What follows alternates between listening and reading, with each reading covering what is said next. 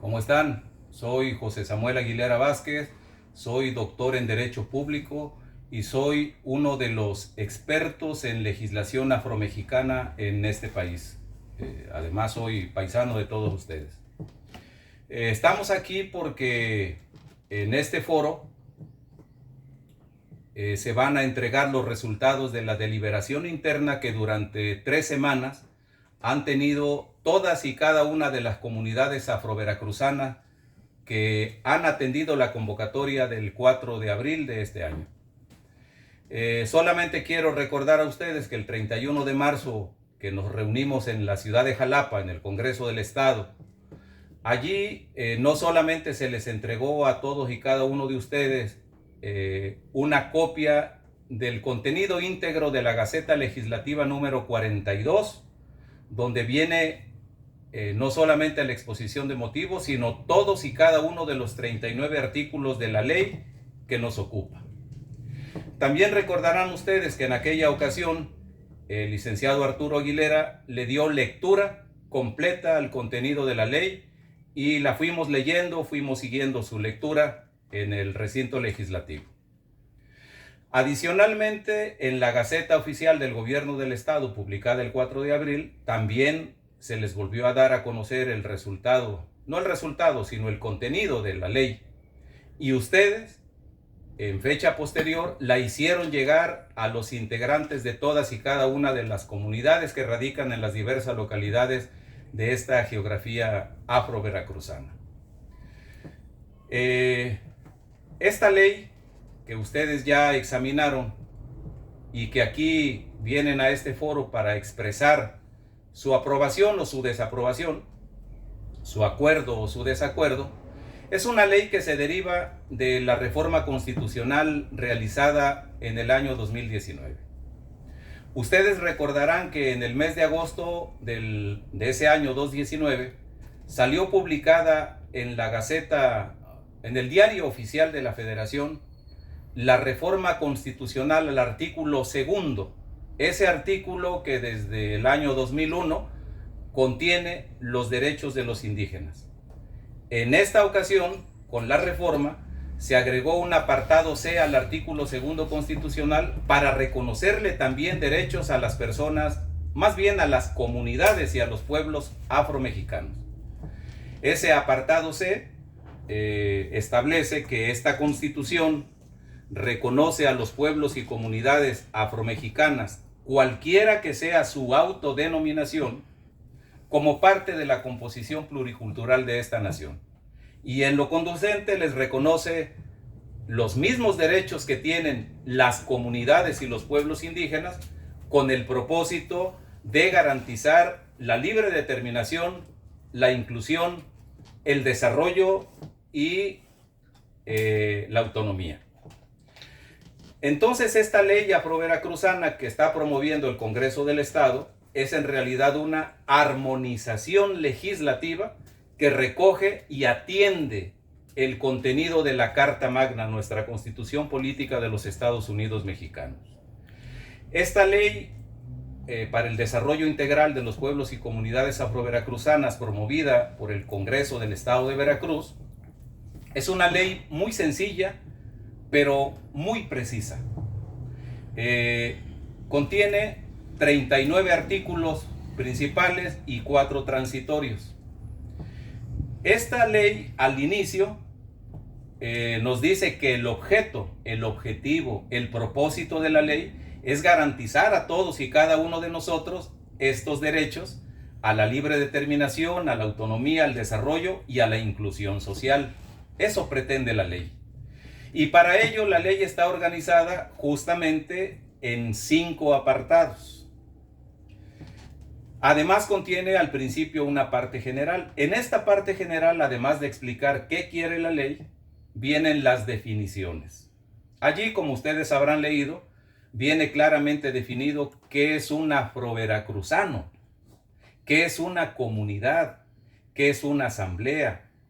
Es decir, todas aquellas definiciones y conceptos que a veces tienen diferentes contenidos porque diferentes personas piensan de diferente manera, con esta ley queda muy claro ¿qué debemos entender por ello?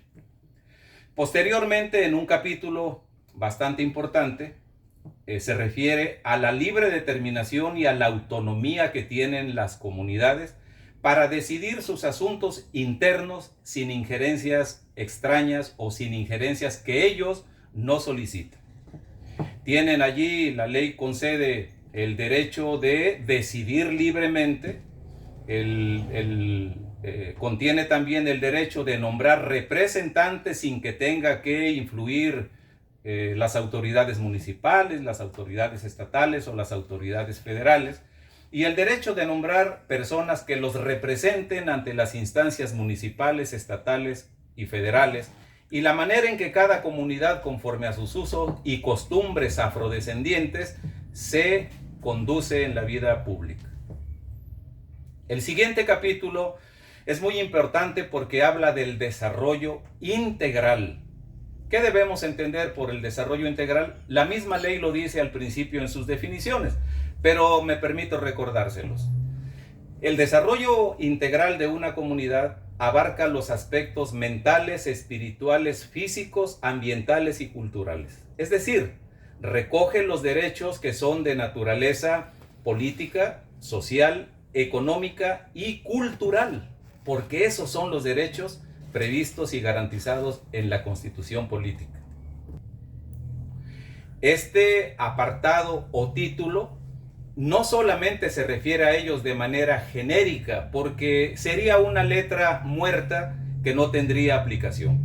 Por el contrario, en los artículos que componen este título se van desarrollando, detallando, explicando de manera concreta y precisa qué debemos entender por un derecho a la salud dentro de una comunidad. ¿Qué debemos entender por los derechos de carácter cultural para la comunidad? Los sociales, los ambientales, los educativos y los que se refieren a la parte de la infraestructura. La infraestructura con identidad, es decir, procurando que no se pierdan las costumbres y las tradiciones que le dan identidad a los diversos pueblos y comunidades afro-veracruzanas y que no solamente nos distinguen de las comunidades indígenas, sino que permiten que en las diversas regiones geográficas de nuestro país, o mejor dicho, las regiones hidrográficas que están normadas por las cuencas de los ríos, cada uno de esos pueblos y comunidades tenga su propia manera de ser afro-veracruzano. Tenemos el caso, por ejemplo, en la zona central de este corredor montañoso que va de Coyolillo, Almolonga,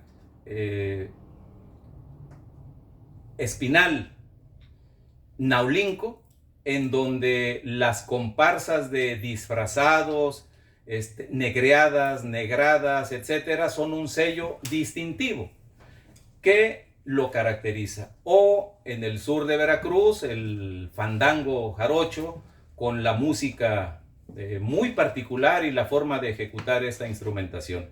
Hasta la parte norte, en Tamiagua, donde tienen su propia manera, no solamente de celebrar, sino su propia manera de comer, de expresarse, de relacionarse, en este caso, con una laguna y con un océano. Entonces, la ley va cuidando, como ustedes ya lo leyeron, todas estas particularidades que nos garantizan no solamente ser diferentes, sino en esta diferencia ser parte de la biodiversidad cultural de nuestro país, que es lo que le confiere la riqueza de la cual nos tenemos que sentir orgullosos. Finalmente hay una parte que habla de la inclusión. ¿Cómo es que nosotros, los afrodescendientes, debemos ahora ser incluidos y contemplados en las políticas públicas? En la exposición de motivos se explica muy claramente cómo a lo largo de 500 años de historia, las comunidades afrodescendientes han aportado y han hecho grandes aportaciones a la cultura, a la política, la vida social, a la parte militar de este país, y no se les ha reconocido. Entonces se busca ahora no solamente que vean a las comunidades afrodescendientes, sino que se reconozcan sus aportaciones en el pasado y se nos reconozca que debemos estar incluidos en todas las acciones de gobierno. Finalmente, hay un instrumento que contempla la ley, que es justamente una institución que permita articular todos los derechos y traducirlos en acciones de política pública para que realmente se reflejen los derechos y lleguen a las comunidades, no solamente las más atrasadas y marginadas, sino también aquellas que han sostenido una lucha y han preparado un piso mínimo, y a partir de eso ya están pensando en un desarrollo más avanzado. Este es el contenido de la ley. Finalmente, en estos 39 artículos se condensa las aspiraciones y los pensamientos de las personas que han participado, que hemos participado desde un principio en el diseño, en la redacción de esta ley, en un diálogo con el Poder Legislativo, y con el Poder Legislativo que no empezó ayer, ni hace un mes, ni hace un año. Es un diálogo que hemos emprendido cuando menos, desde 1994, cuando se estableció por primera vez este festival afrocaribeño, donde se establecieron mesas académicas que empezaron a abordar el tema afrodescendiente. Y posteriormente, recordemos aquel encuentro de pueblos afrojarochos que se realizó en 2013 en Las Peñitas, estado de Veracruz, municipio de Cosamaloapan, en donde ya se empezó a hablar de un reconocimiento a nivel de la Constitución. Entonces, de 2013 a la fecha, pues tenemos unos 10 años aproximadamente, y esta ley materializa las aspiraciones de los pueblos. Hay 4 artículos transitorios que todos ustedes conocen porque se les ha hecho llegar, ya los han examinado y los han analizado, y con esto queda el contenido de la ley en lo que me corresponde. Estoy muy agradecido por haberme permitido tomar la palabra, muy agradecido con los organizadores, muy agradecido con el Congreso del Estado de Veracruz, con el grupo interinstitucional, con el comité de expertos que me considera parte de ellos bajo la coordinación del licenciado Arturo Aguilera, y también al grupo técnico asesor, a la Secretaría de Gobierno que forma parte de este grupo interinstitucional, a los alcaldes que han participado en la difusión y en la logística del evento, y sobre todo a las comunidades que han resistido y que existen ahora justamente por esa razón, por haber resistido. Muchísimas gracias. Es cuanto.